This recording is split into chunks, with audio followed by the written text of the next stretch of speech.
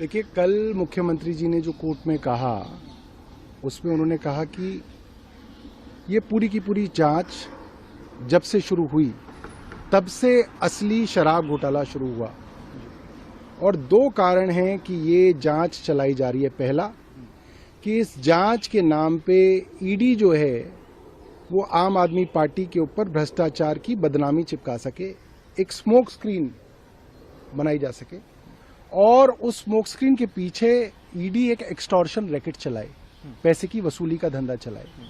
और मुख्यमंत्री जी ने बताया कि उनके खिलाफ जितनी भी गवाहियां हुई हैं, जैसे मुगुंटा रेड्डी की, राघव रेड्डी की, शरत रेड्डी की, इन तीनों ही गवाहियों में देखा गया कि पहले इन सब ने ईडी को अपने बयानों में कहा कि अरविंद केजरीवाल का कोई लेना देना नहीं है।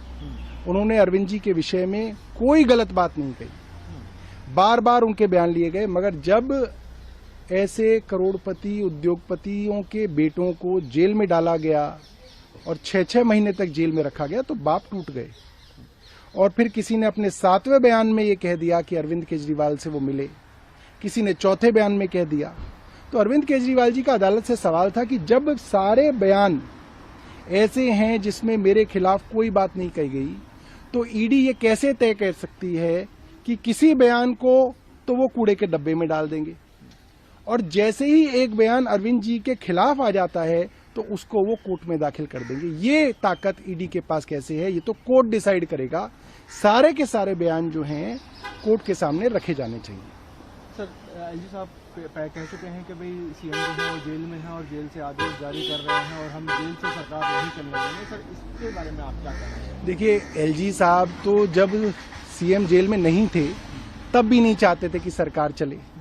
तब भी उनके इशारे पे अफसर जो है जगह जगह, चाहे वो स्वास्थ्य के काम हो, दवाइयों के काम हो, टेस्ट के काम हो, जल बोर्ड में पानी सीवर के काम हो, सबको रोका जा रहा था। तो एलजी साहब की मंशा तो शुरू से ये है कि सरकार ना चल सके, उसमें कोई नई बात नहीं है।